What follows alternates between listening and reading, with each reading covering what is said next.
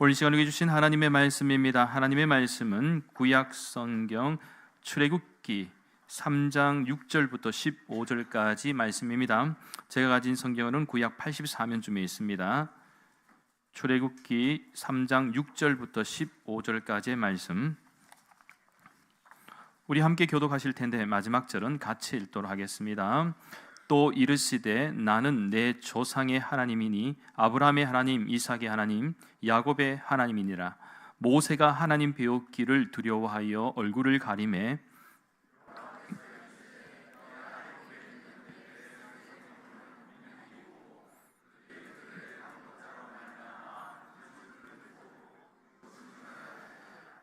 내가 내려가서 그들을 애굽인의 손에서 건져내고 그들을 그 땅에서 인도하여 아름답고 광대한 땅, 젖과 꿀이 흐르는 땅, 곧 가나안 족속, 헷 족속, 아모리 족속, 브리스 족속, 히위 족속, 여부스 족속의 지방에 데려가려 하노라.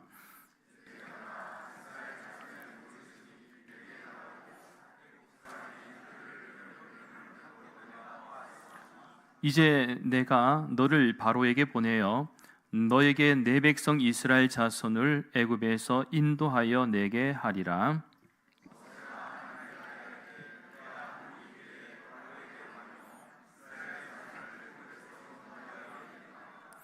하나님이 이르시되 내가 반드시 너와 함께 있으리라. 네가 그 백성을 애굽에서 인도하여 낸 후에 너희가 이 산에서 하나님을 섬기리니 이것이 내가 너를 보낸 증거니라.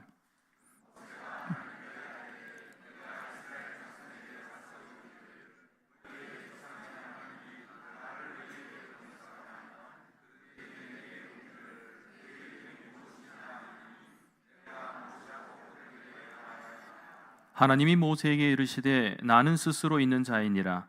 또 이르시되 너는 이스라엘 자손에게 이같이 이르기를 스스로 있는 자가 나를 너희에게 보내셨다 하라. 하나님이 또 모세에게 이르시되 너는 이스라엘 자손에게 이같이 이르기를 너희 조상의 하나님 여호와 곧 아브라함의 하나님, 이삭의 하나님, 야곱의 하나님께서 나를 너희에게 보내셨다 하라. 이는 나의 영원한 이름이요 대대로 기억할 나의 칭호니라. 아멘. 드라마를 보시는 분들 가운데는 대부분의 시청자들은 해피엔딩을 원합니다.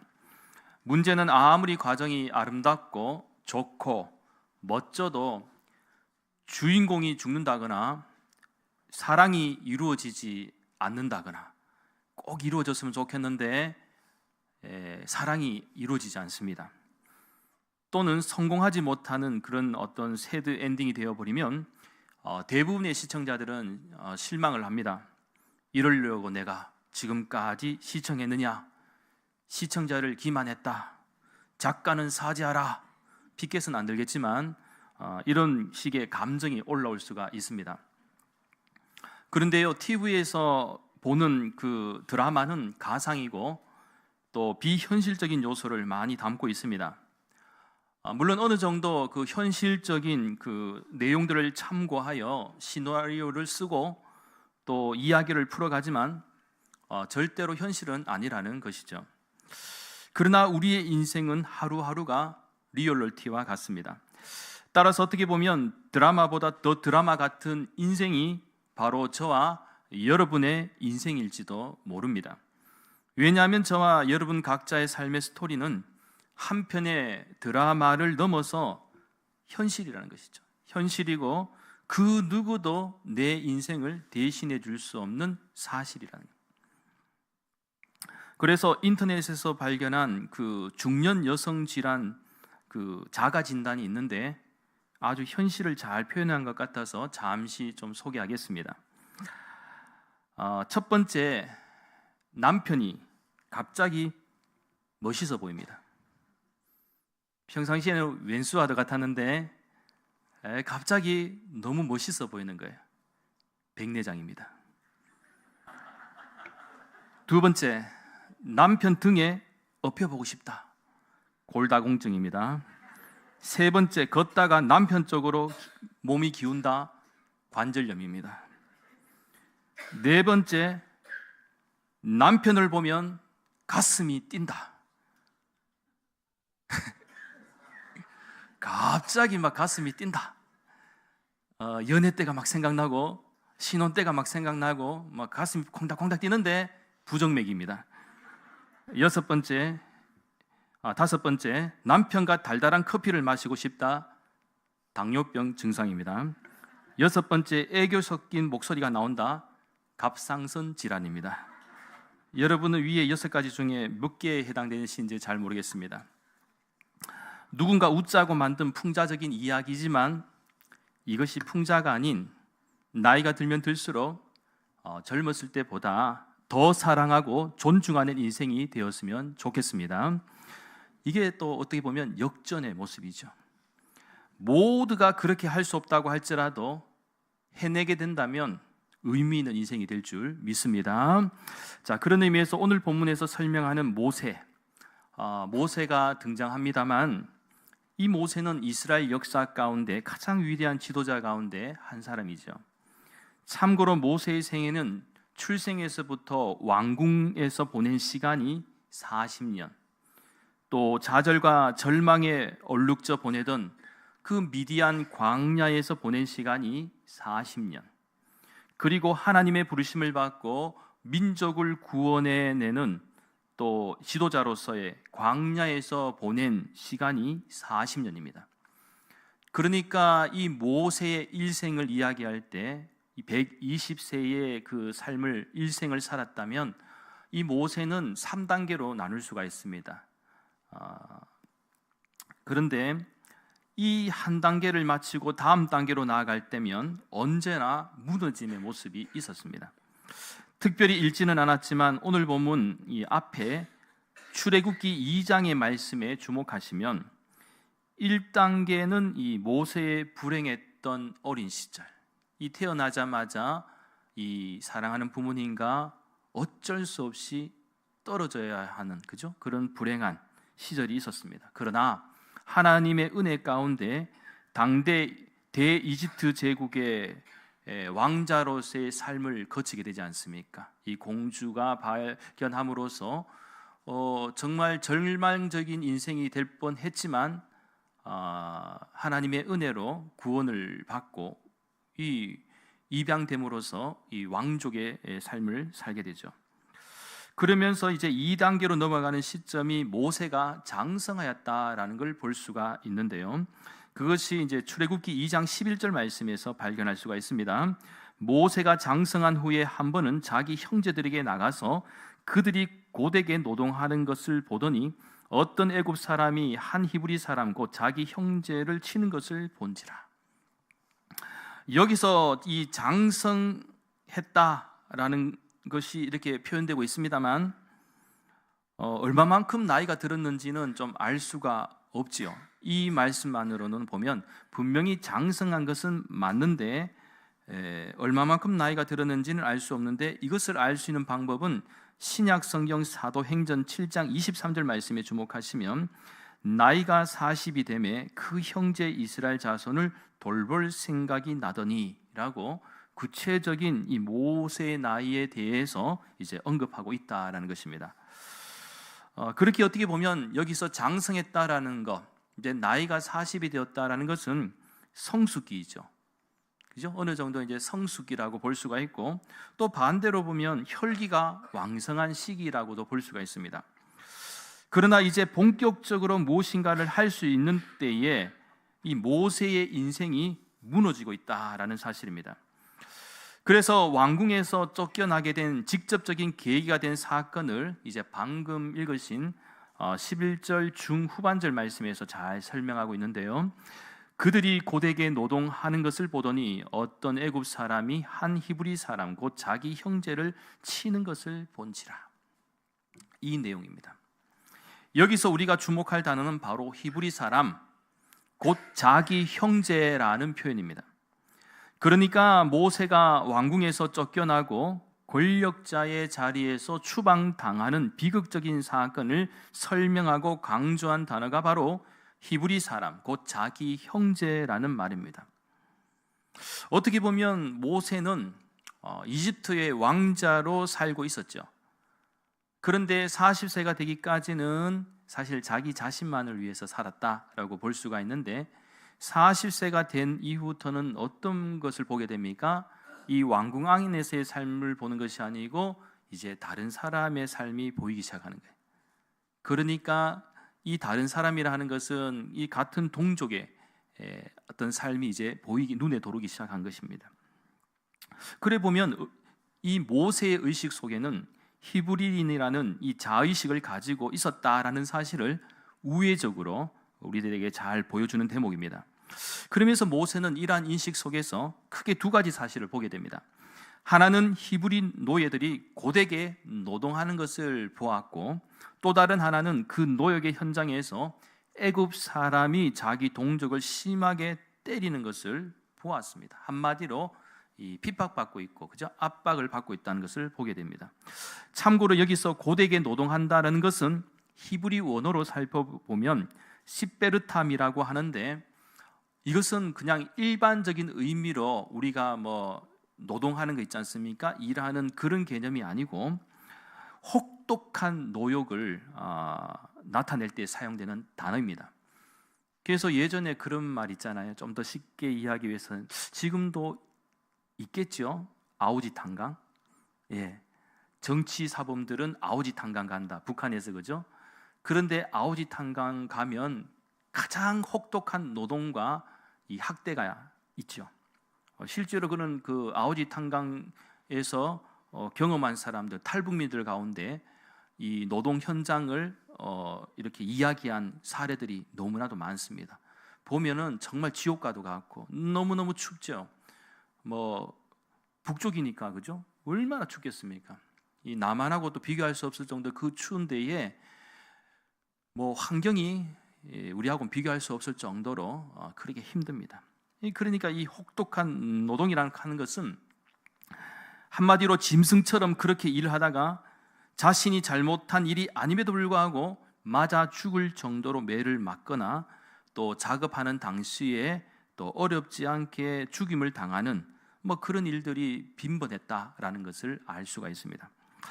자, 그런 의미에서 오늘 우리 대한민국이 현재 정치적으로나 경제적으로 또한 사회적으로 많은 혼란과 어려움을 겪고 있는 것도 사실이지만, 실제적으로는 우리가 관심을 가지지 않아서 그렇지 지구촌 곳곳에는 너무나도 불합리하고 또 불의한 일들이 가득하고 인권조차 잃어버린 사람들이 너무나도 많습니다.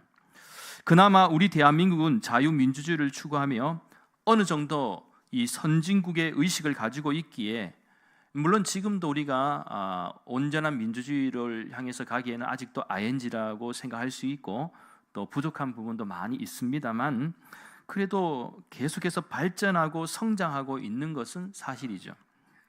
그러나 지금 세계 곳곳에는 우리들이 관심을 가지지 못해서 그렇지 상상 이상으로 고통과 고난 가운데 있는 나라와 민족이 많이 있다는 것입니다. 아무튼 모세는 이 왕궁에서의 안락했던 삶이 아니라 자기 동족의 현실을 목도하였고, 그러한 현실이 자신의 그 두 눈 속으로 들어온 것입니다. 그 결과 모세는 이 애굽 사람을 죽여 매장하는 일까지 발생하였습니다. 그리고 성경의 말씀도 여기에 대해서는 특별한 윤리, 도덕적 판단을 하지 않습니다. 그런데 그 다음날 그 현장을 다시 모세가 방문했을 때 이번에는 히브리인 두 사람이 서로 싸우고 있는 모습을 발견하면서 모세가 개입을 하는데, 나름대로 동족을 생각하고 정의로움을 표현했지만 오히려 그 일로 이 자신의 행위가 드러남으로써 결국 도망을 가게 되었습니다. 그런데 여기서 우리가 좀 의아해할 수 있는 부분이 있는데요, 사실 당시 왕정 시대에 왕자가 사람 한 명 죽인 사건이 그리 큰 문제는 아닐 수도 있습니다.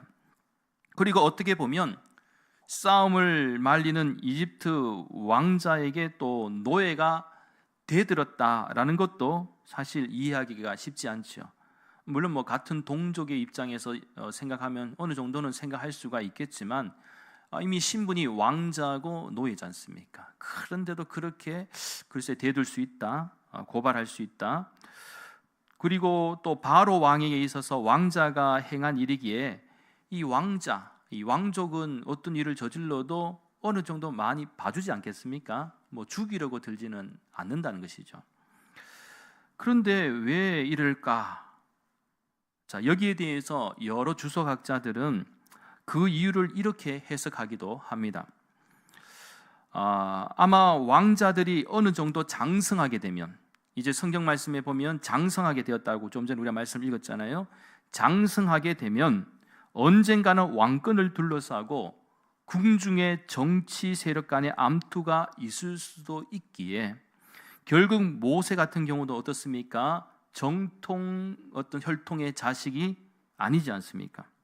공주가 입양한 히브리인 출신의 왕자일 뿐이기에 어쩌면 앞으로 대이집트 제국의 왕권을 이어받아야 하는 이 왕의 아들인 그 당시에 람세스 2세가 이 위험한 존재로 보일 수도 있다는 거예요. 위험한 존재로. 그래서 이 기회를 틈타서 어쩌면 제거하려고 할 수도 있었다라는 견해입니다. 이러한 부분은 과거 우리나라 조선시대에도 차기 왕으로 책봉받은 세자에게 위협이 되는 형제들이 있다면, 참 어렸을 때까지는 그래도 막 형제간에 우애가 있고 막 사랑으로, 그죠? 형님 아우 그러고 막 그저 잘 지내다가 이제 세자 책봉이 탁 되고 어느 혈통을 딱 이어받게 되면, 정통성을 이어받게 되면 나머지 형제들이 긴장할 수밖에 없죠. 그래서 조금만 위협이 된다 하면은 다 귀양을 보내거나 숙청하는 것과도 같습니다. 안타깝지만, 물론 성경은 여기에 대해서 특별한 정치적 상황에 대해서는 상세하게 설명하고 있지는 않지만, 분명한 것은 모세가 왕궁을 떠나 멀리 미디안 땅으로 도망갈 수밖에 없었다는 사실만을 보여주고 있습니다. 그러나 궁극적으로는 이러한 일 자체도 결국 모세와 이스라엘 백성들을 향한 하나님의 빅픽처, 큰 그림이 있었다는 거예요. 그리고 특별한 섭리가 있었음을 우리는 이해할 수가 있습니다. 이것은 우리가 이제 성경의 말씀 후반부를 우리가 쭉 이 뒤에 이 스토리를 이해한다면 충분히 알 수 있는 부분이죠. 그러니까 이제 모세는 이 일로 인해서 이집트의 왕궁에서 우상이나 섬기다가 끝날 인생이 아니었고, 또한 왕자로서 그렇게 거들먹거리다가 끝날 인생이 아니었다라는 것입니다. 오히려 하나님은 모세를 이 사건을 통해서 하나님께로 한 단계 더 나아가는 기회로 만들어 주셨습니다. 그런 의미에서 부모의 품에서 나일강으로 내던짐을 당했던 이 모세가 이번에는 왕궁에서 미디안 광야로 내던짐을 당하고 있습니다. 이 보면 인생이라는 것이 참 호화롭게 잘 살 것 같은데도 또 순식간에 역전당하고, 그죠? 또 어려운 상황을 겪는 그런 모습들을 보게 됩니다. 그리고 미디안으로 내려갈 때 이 모세의 마음에는 어떻겠습니까? 깊은 좌절과 눈물, 또 한숨과 분노로도 얼룩져 있었을 것입니다. 그러나 우리가 알고 있는 분명한 사실은 믿음의 눈으로 보면 단순히 버려진 것이 아니라 바로 하나님의 인도하심이었습니다. 즉 죽음의 땅, 광야로 던져진 것이 아니라 인도하시는 하나님의 손길 안으로 던져진 것입니다. 그렇습니다. 한때 대이집트 제국의 왕자로 그 누구도 부럽지 않을 만큼 풍족하고도 호화로운 삶을 살았던 모세였는데, 이제는 아픔과 고난으로 얼룩진 시간을 보내야 할지도 모릅니다. 이집트의 왕자로서 잘 나가던 그의 인생은 이제 완전히 망가졌고, 촉망받던 화려한 왕자의 삶도 그렇게 끝이 났습니다. 예전에 제가 알고 있던 집사님 한 분이 계신데, 그분도 정말 대단한 분이셨는데 2000년도 당시, 그러니까 20년 전에 이 한 끼 식사를 10만 원짜리를 부담 없이 먹을 정도로 잘 나갔던 인물인데, 지금도 10만 원짜리를 부담 없이 마음껏 먹을 수 있다면 대단한 거 맞죠? 한 끼 식사 별로 안 놀라시는 거 보니까 그 이상으로 다들 좀 드시는가 봐요. 1인당 식사 10만 원 있으면 마음껏 먹을 수 있다. 그 정도로 먹을 여유가 있다. 대단한데 급격히 사업이 망하면서 집안에 온갖 빨간 딱지가 붙고 결국 가족들과 작은 월세방으로 쫓겨나는 그런 경험을 하였습니다. 그러나 그 집사님은 이러한 사건을 통해서 그동안 신앙생활을 참 열심히 하지 못했던 것을 회개하고 이 자신의 교만한 마음을 내려놓고 하나님의 뜻과 은혜를 구했는데 타고난 사업가의 기질이 있고 또 머리가 좋아서인지 다시 새로운 사업을 일으켰고 예전보다는 크지는 않지만 작은 회사를 통해서 하나님께 영광 돌리고 무엇보다 잃었던 신앙을 되찾을 수가 있어서 그렇게 감사할 수가 없다라는 고백을 들은 적이 있습니다.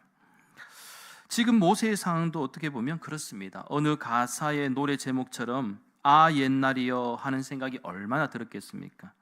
그리고 그는 지금 절망의 땅에 서 있습니다. 하나님은 모세를 이곳으로 보내셨지만 사실은 알고 보면 하나님은 이미 먼저 가 계셔서 모세의 인생 제2막을 준비하고 계셨고 미디안 땅에서 새로운 삶을 하나님께서 허락해 주셨습니다. 그런 의미에서 미디안 광야에서의 40년의 생활은 모세에게 신앙적으로나 인격적으로나 연단과 자기 성찰의 시간들이었습니다. 그뿐만 아니라 애굽을 도망한 모세는 미디안 광야에서 참 좋은 사람들도 만났지요. 앞으로 장인이 될 르우엘을 만났습니다. 그런데 이 르우엘 같은 경우에는 딸들이 7명이나 있었고 또 이 르우엘은 이드로라고도 부르고 호밥이라고도 부르는데 출애굽기야 민수기에서 이렇게 다양하게 이렇게 이름이 불려집니다만 한 사람입니다. 장인 이드로 르우엘입니다. 그런데 그 중에서도 7딸 가운데 누구와 결혼을 하게 됩니까? 십보라. 아마 가장 자기의 이상형에 가까운 그 딸과 결혼하는 그런 축복도 받게 된 것이죠.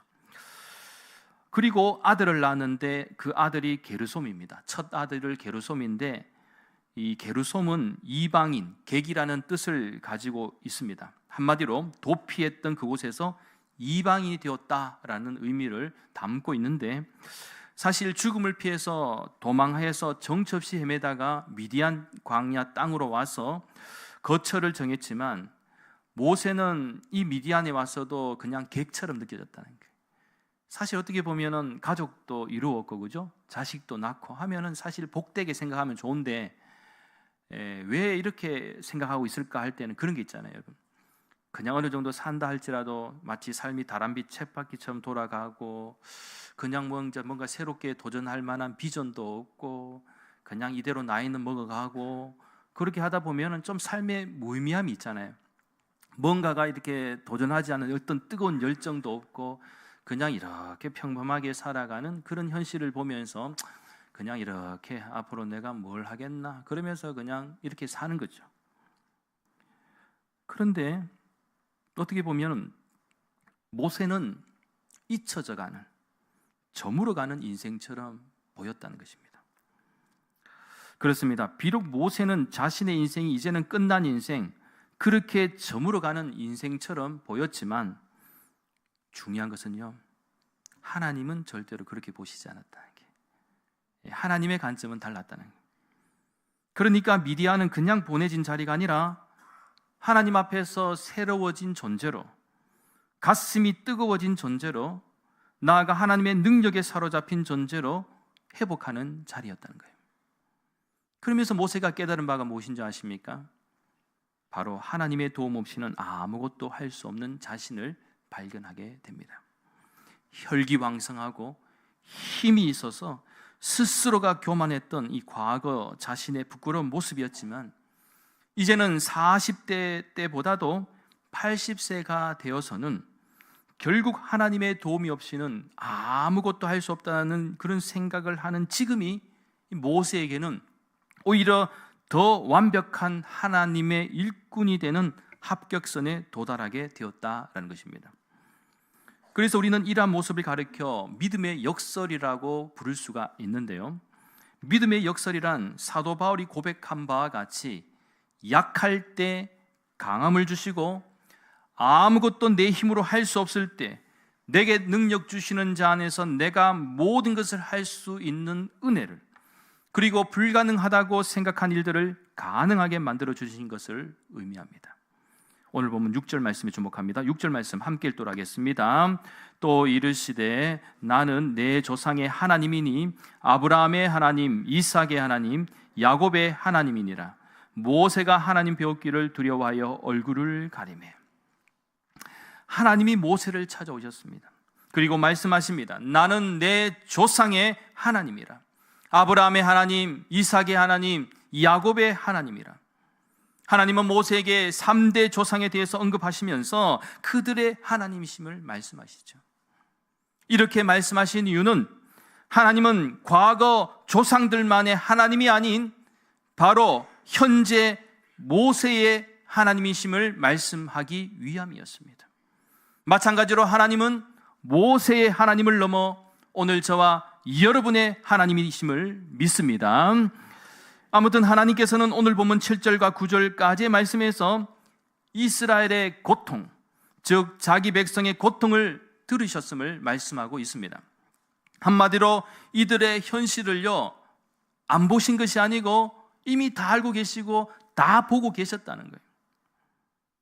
마찬가지로 오늘 우리의 현실이 아무리 힘들고 어렵다고 할지라도 하나님은 반드시 우리의 현실을 다 보고 계심을 믿으시기 바랍니다.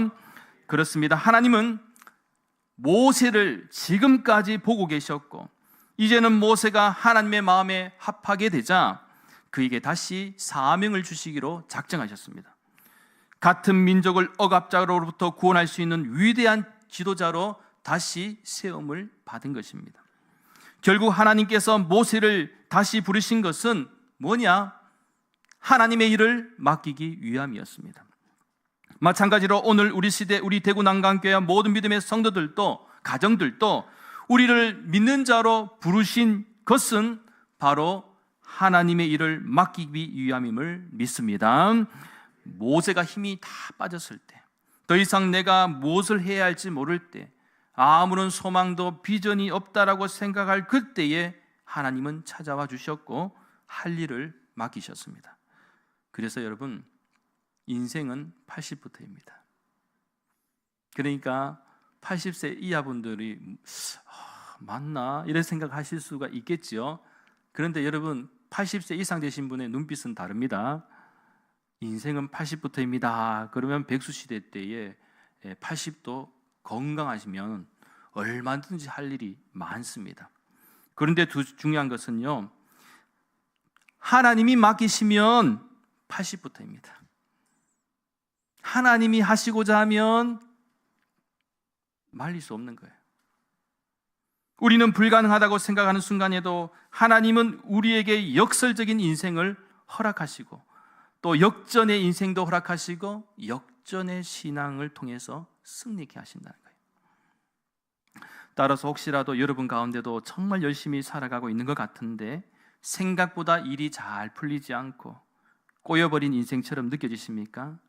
이상하게 답답한 현실만이 존재하며 갈수록 홀로 되는 듯한 외로움과 고독함을 느끼십니까? 그렇다면 저와 여러분은 하나님의 은혜를 입어 언제든지 역전할 수 있는 인생임을 믿으시기 바랍니다. 그렇게 우리가 할 수 있는 최선이 무엇이냐? 역전의 인생, 역전의 신앙을 위해서 우리가 할 수 있는 최선은 하나님의 말씀에 믿음으로 순종하는 것입니다. 다른 게 없습니다. 오늘 모세도요, 결국 나 같은 사람이 뭘 하겠냐라고 하소연하잖아요. 감당할 수 없다라고 고백합니다. 그런데 하나님께서 뭐라고 말씀하십니까? 오늘 보면 12절 말씀에서 내가 반드시 너와 함께 있으리라. 너와 함께 있으리라. 너 혼자 보내는 것이 아니고 하나님이 함께 하시겠다 말씀을 하신 것이죠. 저는 이러한 은혜와 축복이 저와 여러분에게도 있게 되기를 간절히 소망합니다. 이 시간에 우리 찬양 한 곡 좀 불렀으면 좋겠는데 우리 복음성가 있습니다. 자막을 보시고 반드시 내가 너를 축복하리라, 이 찬양 우리 힘차게 손뼉 치면서 한번 우리 불렀으면 좋겠습니다.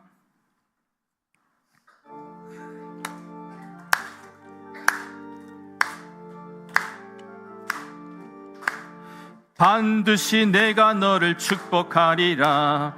반드시 내가 너를 들었으리라. 천지는 변해도 나의 약속은 영원히 변치 않으리. 두려워 말라. 강하고 담대하라. 낙심하며 실망치 말라.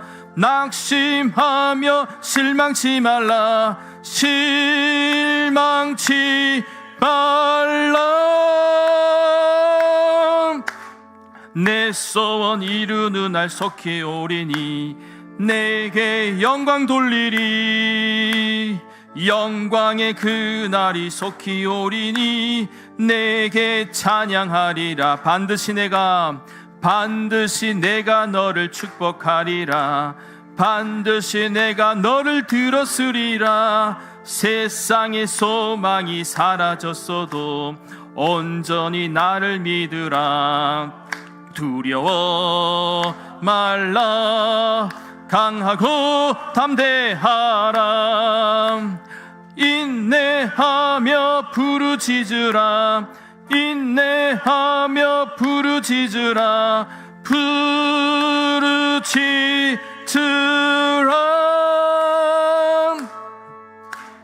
내 소원 이루는 날 속히 오리니 내게 영광 돌리리. 영광의 그날이 속히 오리니 내게 찬양하리라. 할렐루야. 이제 말씀을 정리합니다. 하나님은 오늘 본문 14절 말씀에서 뭐라고 말씀하셨는가 하면 스스로 계신 분이라고 이렇게 말씀하십니다. 여러분, 스스로 계신 분이다, 이보다 완벽한 설명은 없습니다. 왜 그런가 하면 이 스스로 계신 분이라는 이 말 속에는요, 무엇이 담겨져 있는가? 무에서 유를 창조하신 분이신 거예요. 처음과 끝이 되십니다. 알파와 오메가 되신다는 거예요. 그리고 오늘 15절 말씀에 보면 어떻게 보면 영원하신 하나님이시다 하는 것을 말씀하고 있습니다.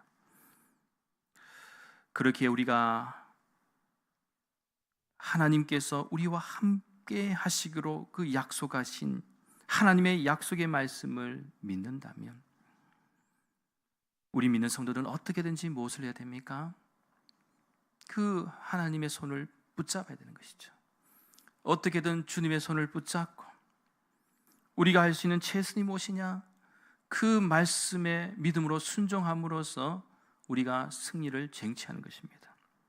그것이 역전의 신앙을 이루어갈 수 있는 것입니다. 더 이상 무기력하거나 패배자의 모습이 아닙니다.